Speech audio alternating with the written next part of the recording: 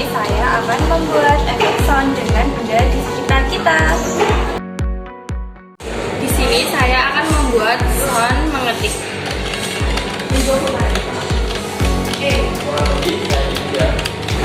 Oke, next kita membuat sound resonate.